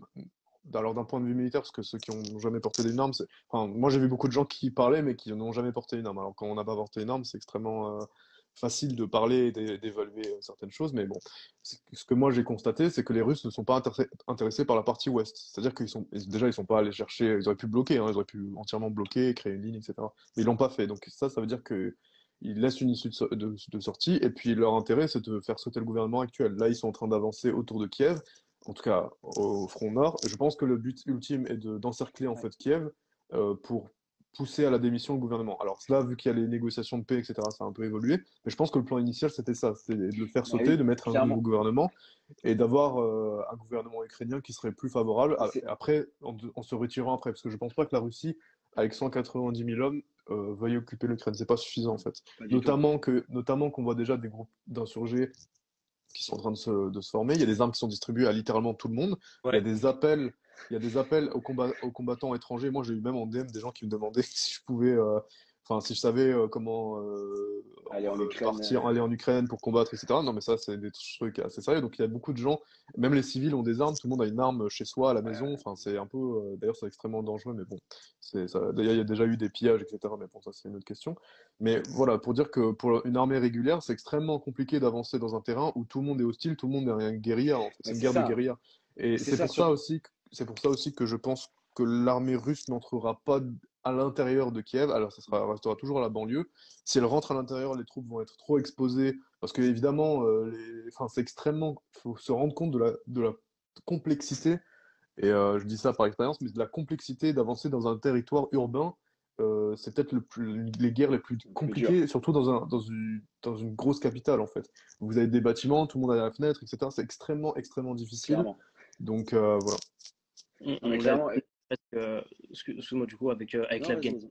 c'est loin d'être une ville semblable à Kiev. Enfin, c'est un pays qui a rien à voir et on n'a jamais au final réussi au final à gagner cette guerre Non. d'un point de vue militaire, simplement parce que quand tu as des personnes qui sont là sur place chez eux, qui connaissent le terrain et qui ont simplement la possibilité de se cacher et de mener une guérilla jusqu'à la mort, tu t'en sors pas. Alors là, avec une ville encore plus Ouais, urbaine, absolument. voilà, Absolument. Bah, les techniques de guérilla, c'est ce qui défait le mieux les armées régulières, en fait. Et Clairement. ça a Bah, été ça va. montré par les groupes terroristes, ça a été montré, etc. C'est extrêmement dur de gagner contre une guérilla. Et en plus de ça, la Russie a un problème, c'est que même si elle gagne sur le plan militaire, elle doit gagner aussi sur le plan politique. Sinon, c'est aussi Et un là, échec c'est parce très mal que, barré. C'est très mal barré parce que l'unité du peuple ukrainien est démontrée, enfin, c'est une unité qui est croissante. Et je pense que Poutine pensait prendre Kiev et les points stratégiques en peut-être 1 ou 2 jours. Et là, il s'est aperçu qu'il y a une résistance qui est croissante. On voit quand même des vidéos d'avions de. Bon, après, c'est toujours à prendre avec précaution. C'est des ouais, images voilà, sur lesquelles on n'a c'est pas le ça, c'est que contrôle les ou images qui autre. sont diffusées, Il y a les de la déclarations propagande des deux officielles, côtés. etc. Voilà, Voilà. absolument. Donc, Mais c'est ça qu'il faut. visiblement, il y a quand même une Mm. grosse résistance à laquelle il ne s'attendait pas forcément, du moins pas dans cette ampleur. Et je pense que Mais ce qu'on vient de dire sur le combat en ville, il veut l'éviter à tout prix parce que ce serait une Tchétchénie numéro 2. Et voilà, exactement. Surtout ça, que les la Russie Russes. ne peut pas se le permettre. Voilà, les Russes s'en rappellent très bien de la guerre de Tchétchénie, les Tchétchènes aussi d'ailleurs. C'est extrêmement dur de progresser en ville, mais ce qui est encore plus compliqué pour la Russie, c'est de ne pas faire des dégâts civils. Parce que, quoi qu'il en soit, depuis le début du conflit, et personne ne ça, c'est les gens qui ne l'évoquent pas, il n'y a pas beaucoup de pertes civiles en fait. Alors, il y a des morts parce que c'est une guerre et que, évidemment, il ne peut pas faire une guerre propre, il n'y a pas zéro mort dans une guerre. Mais vu Par contre, l'intensité des en termes, conflits, voilà, vu l'intensité des conflits sur certains fronts notamment, les civils sont soigneusement évités quand même. Et il n'y a pas d'agression sur les civils, il n'y a pas, en tout cas, il n'y en a pas de manière il significative y a même, extrêmement reportée. il y a même je crois que c'est le chef d'état-major de l'armée russe qui a dit que tout soldat russe qui sera pris en train d'exercer un pillage, un viol ou des exactions contre la population russe, Mm. ukrainienne sera directement exécuté sur le tas. Ouais, je sais pas si ça, j'ai pas la Je sais pas déclaration, si mais c'est vrai ça ou m'étonnerait autre, pas. mais Ça ça a m'étonnerait tourné un peu il y a 2 jours et ça avait l'air d'être assez sérieux. Ça m'étonnerait pas du tout parce qu'en fait, les Russes doivent pas avoir l'opinion contre eux entièrement. S'ils commencent à taper n'importe où, bah, c'est ça le problème, c'est que en fait, les Russes ont vu l'invasion de l'Irak, ils ont vu l'Afghanistan, Ouais. etc. Ils ont vu ce que ça fait de taper sur la population et de taper surtout à l'aveugle. Donc Et moi, ils ont eu leur ce qui m'a, Afghanistan. alors ils ont eu leur Afghanistan en plus, mais ce qui moi m'a marqué un peu dans tous ces conflits, c'est que les infrastructures civiles sont soigneusement évitées, les pertes civiles sont extrêmement bien évitées. Et donc, de manière générale, il n'y a pas de volonté de massacrer tout le monde non plus. C'est juste vraiment de neutraliser les forces ukrainiennes. Et c'est pour ça qu'il y a eu les premières 24 heures, c'était vraiment des bombardements intenses sur des aéroports, sur la marine qui a été entièrement détruite, sur les casernes militaires, etc., etc. Tout ce qui est l'infrastructure militaire a été entièrement détruite. Par contre, le reste, je trouve qu'ils ont fait un travail assez propre, Pour l'instant, honnêtement. c'est plutôt propre, c'est clair. Ce qui n'est pas Et Voilà. évident quand on frappe. avant de prendre les questions, il y a une question qui est assez importante, c'est quelles sont les suites qui sont possibles? Parce que on a vu que les sanctions, bah, ça n'arrêtait pas la Russie. On a vu que les négociations étaient très compliquées entre les deux pays puisqu'ils ils n'arrêtaient pas de se mettre d'accord. Au départ, ils définissaient un endroit où se réunir. Ensuite, cet Hmm. endroit-là, ensuite les communications étaient complètement coupées entre les deux pays et on repartait encore une fois dans une guerre chaude. Quelles sont les conséquences, quelle est la suite en fait qui est possible dans ce conflit-là? Alors moi, j'envisage euh, plusieurs scénarios. Premier scénario, c'est vu que les négociations ont commencé aujourd'hui, etc., ça a l'air plutôt sérieux, ils vont aller aux négociations. Et la Russie cherche plutôt, je pense, à trouver une solution où elle contraint le gouvernement actuel euh, à la reddition, en fait, et on va dire à la soumission, quelque part, c'est un petit peu ça, à la soumission des demandes russes. Euh, Négocier sur certains aspects en tout cas. Je pense que c'est ça l'objectif russe, c'était de pousser les Ukrainiens à venir à la table directement et de leur mettre un peu le pistolet sur le front et leur dire bah maintenant vous faites ce qu'on vous dit. Et donc ça, je pense que c'est le premier scénario possible, à voir comment les négociations se déroulent aujourd'hui. Deuxième scénario possible, c'est les négociations échouent et donc là l'offensive russe reprend de plus belle et jusqu'au moment où ils encerclent Kiev, ils font sauter le gouvernement de force un petit peu. Et d'ailleurs en plus les équipes du GIGN français qui ont été envoyées à l'ambassade ont eu comme instruction, et ça de source sûre, et en plus le Drian l'a redit je crois il me semble hier, qui pouvaient envisager d'extrader le président Zelensky, c'est-à-dire qu'il serait plus dans le gouvernement et donc c'est ça finalement un peu l'objectif je pense des Russes. La troisième chose, c'est que c'est le pire scénario, c'est-à-dire que tout échoue, euh, les négociations échouent, les Russes s'enlisent un peu en Ukraine et n'arrivent pas à faire sauter le gouvernement en place. Et alors là, ce qui va se passer, c'est une invasion, parce qu'ils n'ont pas déployé toutes leurs forces, hein. Ils ont déployé à peu près un tiers de tous les bataillons qu'on a pu observer à la frontière. Ouais. Donc là, ça serait le pire scénario, c'est-à-dire là, tout le monde, on envoie tout, et là, on prend tout le pays, et il y a plus de négociations, il n'y a plus rien du tout. On force le pays à sauter, quoi. Jusqu'à remettre. Alors, je pense pas que ça serait une annexion du territoire. Je doute que la Russie veuille annexer le territoire. Je pense plutôt qu'ils vont l'occuper un certain temps, mettre un nouveau Démilitariser gouvernement, et aussi. après, voilà, se retirer progressivement avec un nouveau gouvernement en place. Donc, ben voilà, à voir comment ça évolue. Je pense que c'est ça les trois grands schémas. Et après, des derniers scénarios, mais des scénarios catastrophes qui a extrêmement peu de se passer. C'est là où on commence à tirer des missiles sur l'OTAN, et etc. Et là, on débarque dans quelque chose C'est un où peu plus compliqué. un peu plus Ouais. compliqué. Je pense qu'on se On va le reverra tous sur ressentir le tout de suite, front quoi. dans les tranchées, mais honnêtement, je préfère même pas Ouais, arriver là. Je j'ai pense, préféré tes trois autres scénarios.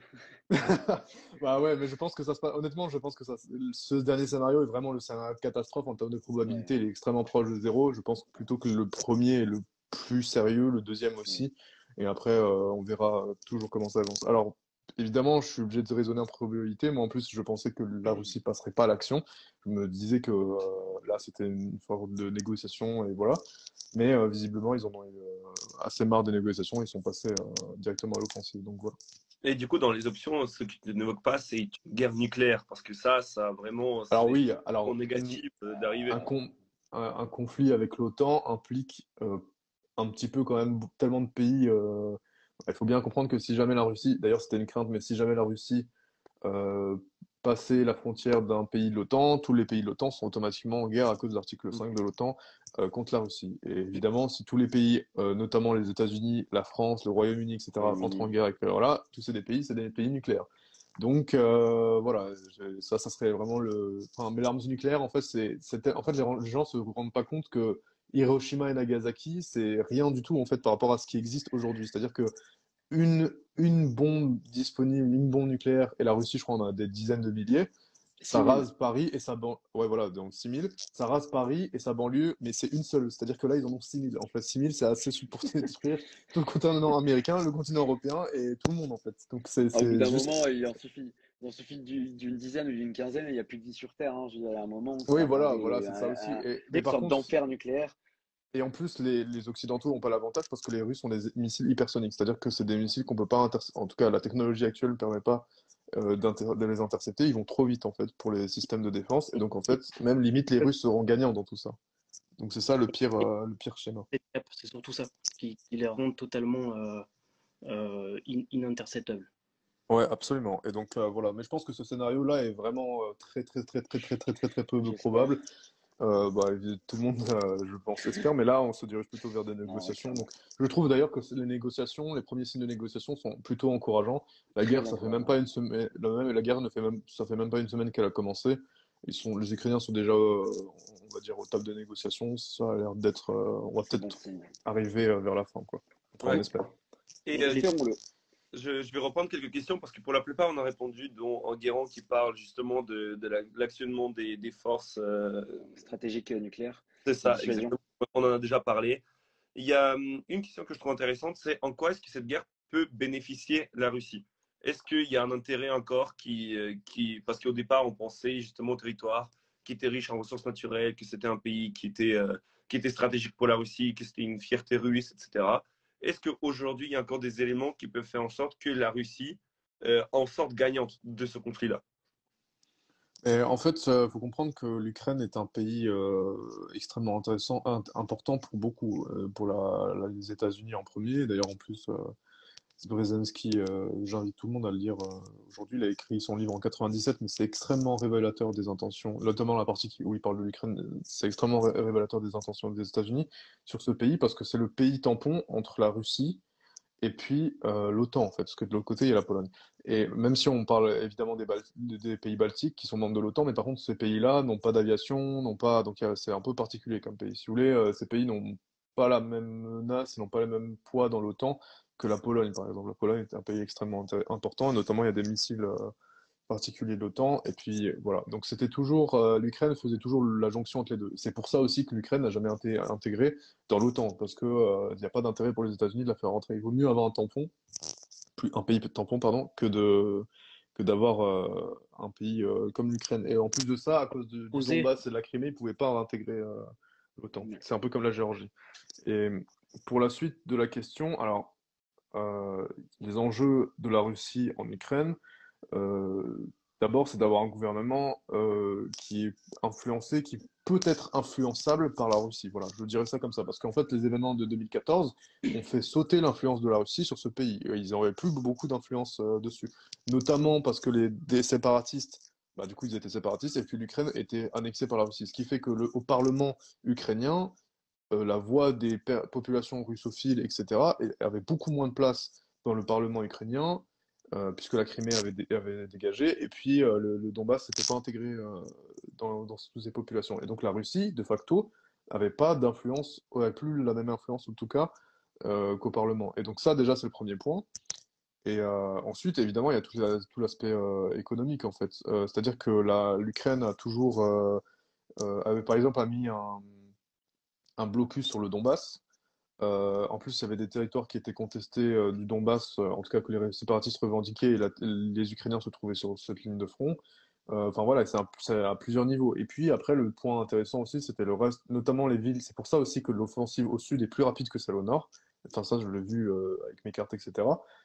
C'est parce qu'en fait, ils ont notamment la mer d'Azov qui est extrêmement importante pour eux en termes de blocs pétroliers, blocs gaziers.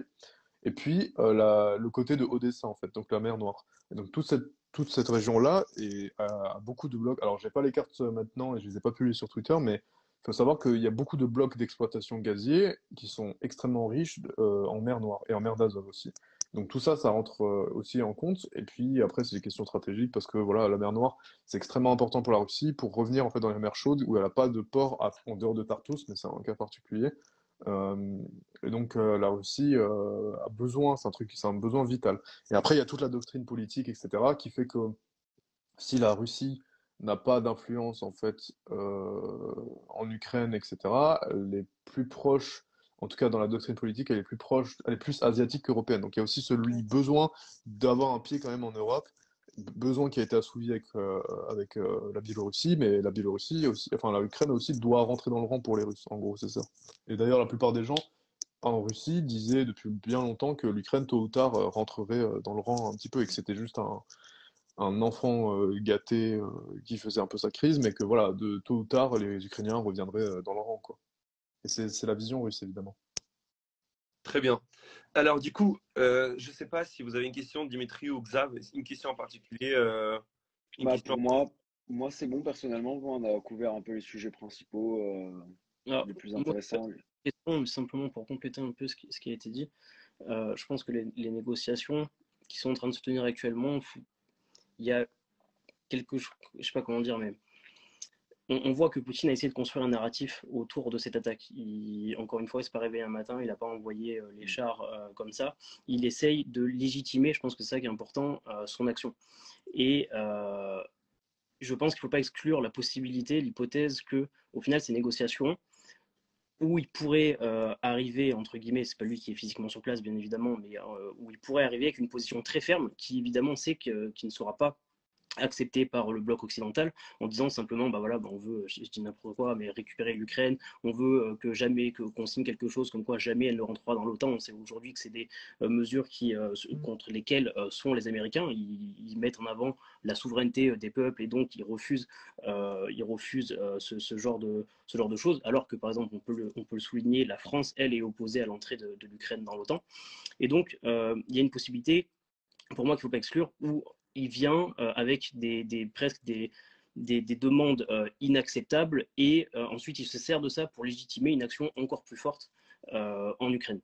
Et une deuxième hypothèse aussi qui, je pense, peut être intéressante d'explorer, c'est le fait qu'aujourd'hui on a un pays qui au final est tellement divisé entre l'Ouest et l'Est, où on pourrait arriver à une résolution de ce conflit avec un État au final divisé en deux et la création, pourquoi pas, peut-être d'un nouvel État. Là, je vais chercher un petit peu plus loin, mais on voit qu'on est dans une telle impasse, c'est-à-dire que les gens, clairement, qui sont aujourd'hui à Kiev, qui sont des Européens, qui vivent comme à Paris, comme à Londres, euh, jamais pourront accepter de vivre dans un régime tel que celui qui est en place en Russie. Et à l'inverse, dans l'Est de l'Ukraine, où 75%, alors ça ne veut pas dire qu'ils sont tous pro-Poutine, évidemment, très loin de là, mais où il y a, on va dire, une sensibilité russe un petit peu plus forte, ça fait deux blocs qui sont presque inconciliables et on peut imaginer, pourquoi pas, si cette situation s'enlise, une scission du pays au niveau du Dniepr, qui est un énorme fleuve qui coupe l'Ukraine en deux, et la création de deux blocs.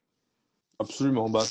C'était, enfin, avant le début des invasions, je pensais que finalement, le Donbass aurait un statut au même modèle que l'Abkhazie et l'Ossétie du Sud en Géorgie. Donc, je pensais que et on se dirigeait vers ça. Peut-être que ça sera plus élargi vers toute la région est en dessous du Donbass, du Dniepr, vers cette région-là. Donc, bon, on verra parce que de toute façon, les troupes pour le moment n'ont pas progressé de manière à contrôler tout. Il y a beaucoup de poches de résistance et surtout, ils essayent d'avancer plus vite en contournant en fait certaines villes. C'est-à-dire que quand, par exemple, pour Kharkiv ou bien enfin pas Mariupol justement, d'autres villes comme Soumy, etc. À un moment, enfin il y avait un front qui était ouvert et puis après j'ai vu qu'il y avait les véhicules commençaient à contourner en fait la ville au lieu de perdre du temps à directement s'enliser dans un conflit. Ils contournaient pour essayer d'élargir leur zone de contrôle et finalement encercler les villes et les mettre à siège.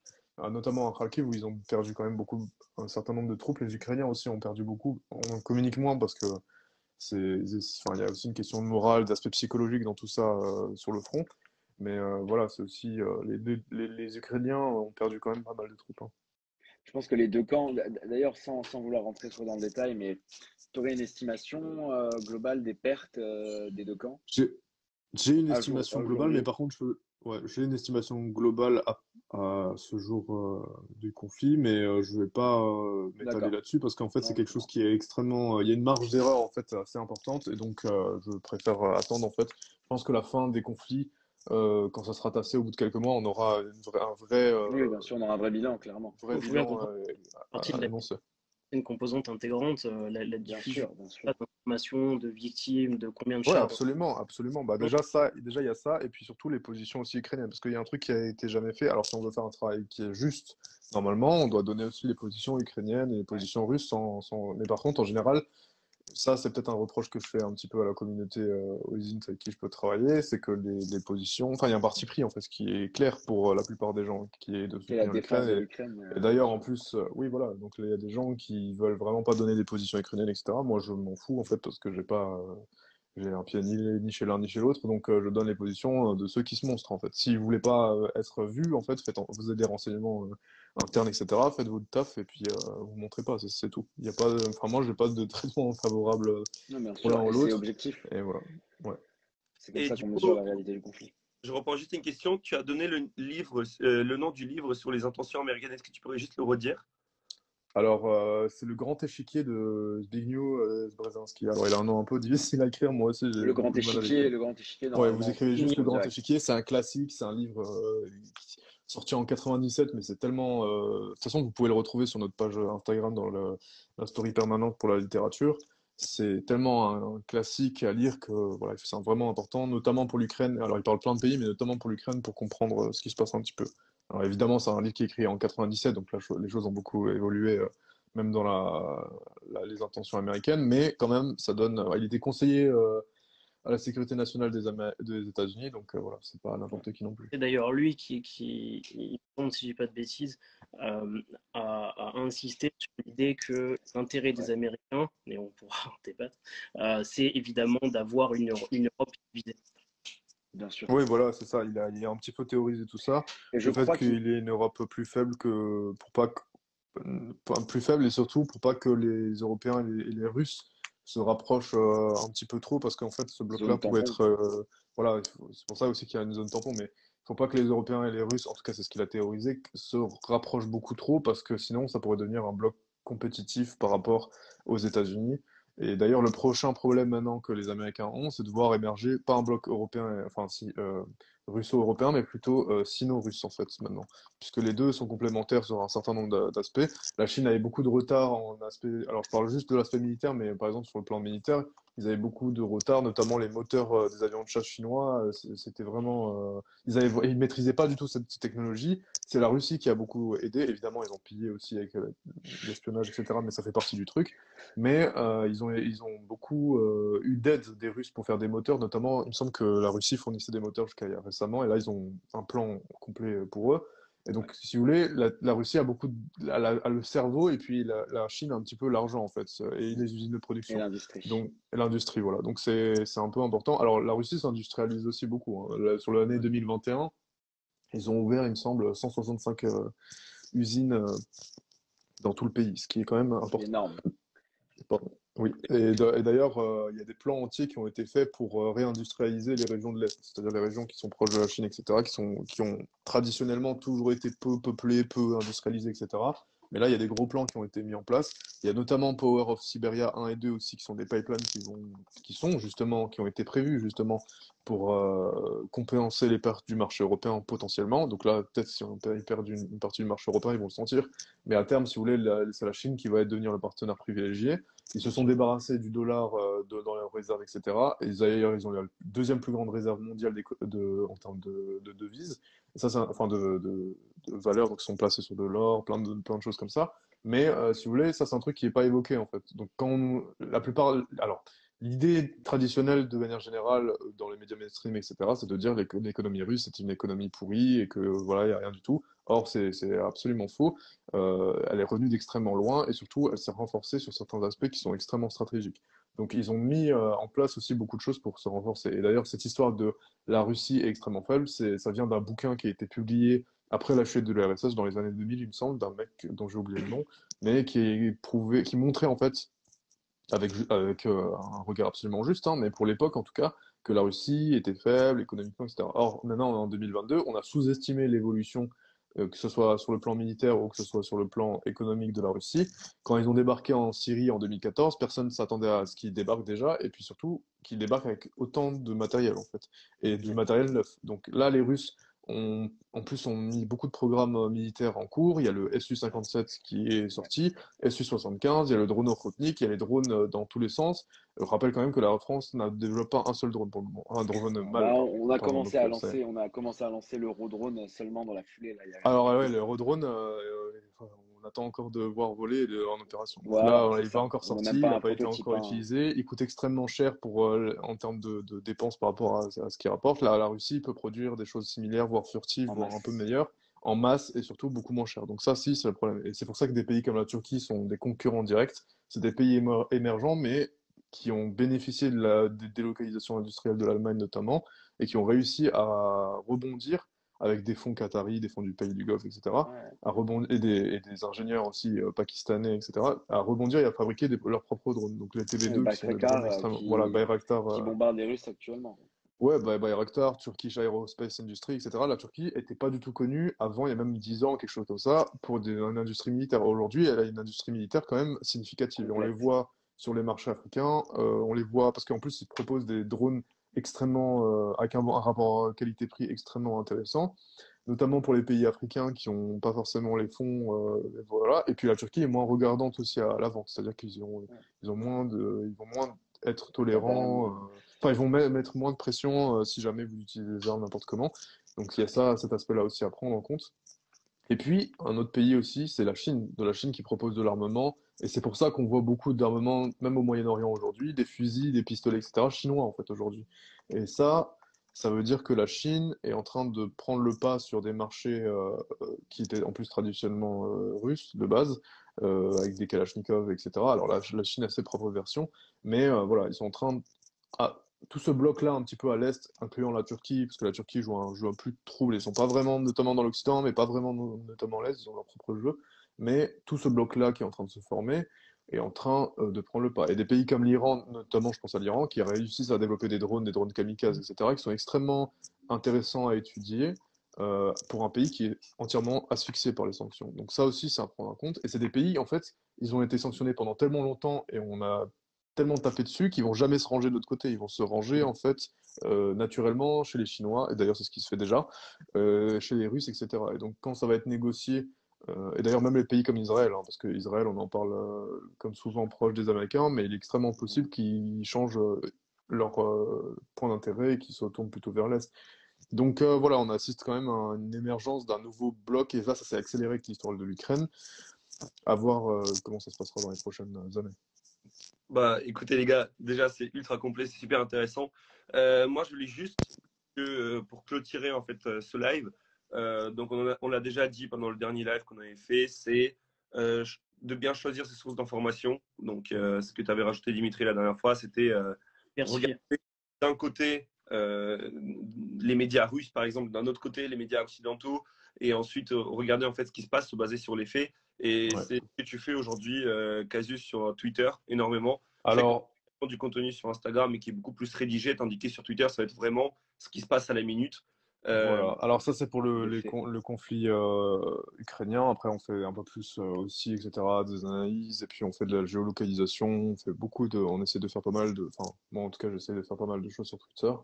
Le truc qu'il faut prendre en compte aussi, c'est que en fait, Internet, surtout en 2022, c'est pour ça que tout le monde peut suivre une guerre limite en direct. En fait, c'est ça et ça, on n'est pas revenu encore dessus, mais c'est extrêmement important de comprendre que l'informatique et puis, enfin, l'Internet, le nombre de smartphones disponibles avec des bonnes caméras, c'est ça qui est important. Alors que Oui, dans d'autres identifier conflits, on l'info. a, voilà, des bonnes caméras, etc., l'information qui va extrêmement vite. C'est quelque chose de parfaitement révolutionnaire sur le plan militaire, sur le plan tactique. Je pense que les armées vont avoir beaucoup de problèmes à réformer tout ça, parce que nous, on avait beaucoup de vidéos. En fait, la plupart de nos vidéos pour les géolocalisations à les frontières, ça venait de TikTok, si vous voulez. Donc, c'est pas quelque chose infaisable non plus. On peut les trouver. Après, il faut juste avoir la technique et s'entraîner, etc. Mais quand on sait faire un petit peu, quand on sait manier des logiciels, etc., c'est vraiment pas compliqué de trouver des points et de les poser sur une carte, etc. Et au final, on a une vue d'ensemble. Donc ça, c'est la première chose à prendre en compte. Deuxième chose, c'est que Internet a jamais été aussi, comment dire, Disponible. disponible déjà, mais surtout contrôlé. C'est-à-dire que si vous voulez, quand vous utilisez que Google, bah, il y a que, et puis après, évidemment, il y a d'autres algorithmes, mais en l'occurrence, Google a le monopole. Donc, si vous voulez, il y a toujours un biais par Google qui va vous montrer que certaines choses et pas d'autres. Or, si vous allez sur des moteurs de recherche, notamment Yandex pour chercher des informations, bah là, vous trouverez des informations parfois complètement différentes. Alors, c'est en russe, etc. Mais comme on est en 2022, il y a beaucoup d'outils pour traduire absolument toutes les langues Ouais. et de manière très compréhensible, voire parfaitement compréhensible. Donc il n'y a pas besoin euh, de se prendre la tête non plus, mais faut comprendre que l'information a jamais été autant accessible et en même temps les gens ont jamais fait aussi peu, entre parenthèses, de démarches pour chercher l'information aussi. Donc moi évidemment ce que je fais c'est aussi parce que ça me sert dans ma vie pro, etc. Sans rentrer dans les détails, mais évidemment on peut se rapprocher d'une information extrêmement fiable et aussi trouver et faire aussi à vérifier les informations parce que souvent il y a des images qui sont diffusées Moi, ce que j'ai pu constater parfois, c'est qu'il y a souvent des images de jeux vidéo qui sont utilisées en présentant qu'il y a un événement, notamment pour les avions, parce que c'est beaucoup plus simple de faire passer DCS. ça pour des. Voilà, et alors, ceux qui jouent un petit peu aux jeux vidéo sauront peut-être de quoi je parle, mais notamment en Afghanistan, on a eu beaucoup d'images qui étaient censées être des hélicoptères qui se faisaient abattre en Afghanistan de nuit dans les montagnes. Or, c'était juste des jeux vidéo, notamment, alors, je sais pas trop jeux vidéo, mais Arma 3, il me semble, qui étaient utilisés de nuit. Alors, quand c'est filmé, qualité pourrie, de nuit, etc., c'est plus facile de faire avaler un mensonge comme ça, mais après, quand vous vérifiez dans le détail, vous vous rendez compte que c'est un peu n'importe quoi. Notamment si vous connaissez la situation sur le terrain. Par exemple, en Ukraine, il y avait une vidéo qui a été diffusée qui montrait une DCA apparemment, mais c'était un Centurion CERAM, qui est un système particulier, qui était en train apparemment de tirer sur un avion russe et qui l'avait abattu. Or, c'est impossible parce que l'Ukraine n'a même pas de Centurion. Donc, c'est impossible que ça n'avait rien à voir en fait. Et donc, il y a plein de choses comme ça. Et puis, les avions, faut aussi connaître un peu dans les détails, mais les avions ne volent pas aussi bas. Enfin, voilà. Il ne peut pas faire certaines Pas aussi manœuvres lentement. aussi pareil. Voilà. Il y a toujours une différence. Mais Internet n'a jamais été, les informations n'ont jamais été autant disponibles. Les journalistes, alors, je vais jeter peut-être une pierre sur les journalistes, mais beaucoup ne font pas vraiment leur travail, honnêtement. Parce que normalement, travail de journaliste, c'est censé être un travail très épuisant. Et c'est pas censé être un travail aussi facile d'accès, c'est censé être vraiment quelque chose de compliqué, etc. Alors il y a très peu de très bons journalistes. Moi j'invite tout le monde à regarder la dernière interview de Mark Endenveld chez Thinkerview sur YouTube. Donc ça je vous invite à vraiment à le regarder, c'est très long, ça dure 3 heures, mais par contre, notamment la dernière heure, il revient beaucoup sur ces problématiques de oil and gas en Ukraine avec la Russie. C'est extrêmement intéressant, et puis voilà, évidemment croisez vos sources. Croyez pas qu'un seul côté. La propagande, c'est pas juste la guerre mondiale où il y avait des propagandes, des affiches, etc. C'est encore plus existant aujourd'hui. Même des informations, même des médias publics comme Reuters, comme tout ça, peuvent se faire intoxiquer eux-mêmes ou alors peuvent vous dire qu'une Ouais, seule partie de l'information. Il faut pas croire tout ce qu'on vous dit parce qu'on vous le dit et parce que c'est Reuters ou alors parce que c'est le gouvernement français ou parce que c'est le gouvernement tel ou Ouais. etc. C'est pas parce qu'on vous la donne l'information, justement, quand on vous la donne l'information, limite méfiez-vous plus que si vous étiez la chercher vous-même. Donc Ouais. voilà, quand on vous donne à manger, on choisit ce qu'on vous fait manger. C'est ça aussi le truc en fait. Donc voilà, c'est un peu le truc à prendre en compte. Et puis bah, après le reste, avoir des connaissances quand même de base dans certains aspects. Il faut pas voir non plus des complots, faut pas voir trop loin des fois. Des fois c'est des choses assez simples. Il faut avoir des connaissances dans certains domaines. Je pense que l'économie, etc. Pour comprendre un conflit comme l'Ukraine, si vous prenez que l'économie, bah, vous avez une seule page du livre, alors qu'il faut prendre toutes les pages pour lire le livre entier, sinon vous comprenez rien en fait. Donc c'est ouais. un petit peu ça que les gens oublient. Il faut connaître un peu l'aspect militaire, etc. Bon, évidemment, tout le monde n'a pas vocation à faire ça, mais voilà, ceux qui veulent vraiment s'intéresser, se connaître, etc., il faut avoir des compétences à plein de niveaux. J'étais notamment en interview chez l'école de guerre économique, et on est revenu sur ce point-là en disant que, voilà, alors, peut-être nous, on fait que de l'osine de l'open source intelligence, et on arrive à placer des questions militaires sur les maps, etc. Et c'est un travail extrêmement minutieux, extrêmement précieux. Mais il n'y a pas que ça, en fait. Si vous avez que ça, en fait, si vous avez une seule page du livre. Et donc, il faut des connaissances économiques, il faut la situation politique, il faut l'aspect social, l'aspect historique, etc. Et finalement, là, vous avez un début de toute l'histoire qui est compréhensible. Très bien. Et du coup, juste pour clôturer ce live-là, on a une page qui parle énormément d'économie, d'investissement, etc. Donc nous, on essaie d'aborder vraiment l'investissement pour les gens, pour le rendre accessible. Mais aujourd'hui, dans le contexte dans lequel on est, la partie géopolitique, on ne peut pas la négliger puisque ça va influencer certaines décisions, ça va influencer l'économie et l'investissement en général. Absolument. Aujourd'hui, ce qu'on peut faire aussi, c'est de rediriger les gens vers les pages qui peuvent donner justement un peu plus de contexte, de géopolitique, pour donner justement de l'information aux gens qui est impartial, qui se base uniquement sur les faits. Et du coup, juste pour clôturer ce live-là, est-ce que tu pourrais expliquer ce que vous faites sur votre page Instagram et sur votre Twitter pour que les gens puissent aller vous suivre et regarder ce que vous faites? Juste, je rebondis un petit peu sur ce que vous avez dit. En l'occurrence, moi, j'ai suivi parfaitement en détail les événements qui s'étaient passés en janvier en Kazakhstan. Kazakhstan, je sais que c'est un pays important pour le Bitcoin, notamment pour le minage de Bitcoin. Donc ça, c'était un événement extrêmement important. Il faut savoir que dans tous les cabinets d'investissement, dans tous les grosses boîtes à taille significative, etc., ils ont tous eu un bureau de veille géopolitique. Ils ont tous des gens qui travaillent, qui font en fait ce que je fais littéralement, mais que dans le domaine privé Et c'est pareil pour les renseignements. C'est pareil, en fait. C'est la même chose. Tout ça, toutes les questions géopolitiques, au gros, j'aime pas le mot géopolitique, mais en gros, c'est vraiment lié, ça se croise avec les investissements, avec l'économie, toutes les questions financières, etc. Donc ça, c'est un truc à prendre en compte. Euh, et donc voilà, je pense que les gens devraient s'intéresser quand même un peu à tout ce qui se dit. Et puis, pour terminer rapidement, alors sur Instagram, je travaille pas seul, on est avec un groupe de personnes où on travaille, on partage tous le compte et on travaille à faire des publications pour revenir sur certains points, notamment par exemple la France au Mali, le jeu de la Turquie entre l'Arménie et Israël, ou bien on avait fait quoi d'autre encore? Enfin, on avait fait plein d'autres, quelques publications. Ça a vocation un petit peu pour résumer en fait finalement des situations. C'est extrêmement dur de résumer sans rentrer dans le détail, mais voilà, on essaye de faire quand même quelque chose de buvable pour les gens. Voilà, ça peut intéresser si les gens sont curieux ou s'ils ont envie d'en savoir plus sur tel pays, etc. Ensuite, alors moi on a une newsletter aussi sur Substack, mais qui est disponible normalement sur les deux profils Twitter et puis Instagram, qui est en fait une newsletter. On a beaucoup d'informations plus détaillées. En l'occurrence, j'ai fait un rapport entier sur le Kazakhstan qui rentre dans les détails, les places des investissements, les places des champs d'uranium, de oil and gas, de la situation politique, situation militaire, etc.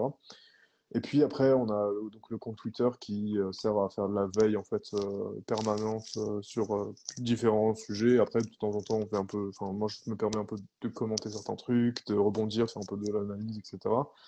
Voilà, ça, pour le moment, ça marche plutôt bien honnêtement. Mais voilà, si ça vous intéresse, vous pouvez chercher Casus Belli. En général, c'est le même nom. Vous pouvez me retrouver assez facilement sur Twitter, même si je suis Shadowban. C'est ça qui est un peu dérangeant, c'est que Donc Twitter me censure. dans les réglages, il faut activer le fait de voir les contenus. Donc, Choquant, ouais. Enfin, qualifié comme choquant. Mais j'apparais même plus dans la barre de recherche, malheureusement. Donc Non, c'est voilà, vrai que le t'apparais Twitter. plus dans la barre de recherche. Ouais, donc Twitter fait un peu des siennes depuis quelques mois avec moi. Ça change pas quand même que j'arrive à avoir 88 000 followers. Donc bon, voilà, c'était juste.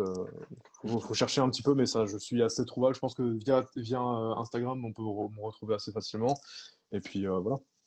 très bien. Et du coup, bah, ce live-là sera disponible en rediffusion sur notre YouTube demain. Du coup, je vais Mhm. faire le montage ce soir. Demain à 18h, il sera sorti. Merci beaucoup à tous ceux qui nous ont regardés. Merci Merci beaucoup, ouais. beaucoup à Cadus Belli d'être venu. Merci Merci à vous de m'avoir convié à votre live. C'est un plaisir. Merci beaucoup à Dimitri aussi, qui fait partie de France Crypto et de Vega Management, qui s'intéresse également à la géopolitique, qui nous accompagne sur ces sujets-là. Et puis, n'hésitez pas à suivre Casus Belli, Dimitri, si vous voulez en savoir plus sur sur tous ces sujets-là. Ok. En tout cas, Merci tout le monde. Voilà. à Merci tout le monde. soirée à vous. Ouais, moi je vous souhaite une bonne soirée à tous. Ouais. Merci. Salut les gars. Merci Au encore. revoir.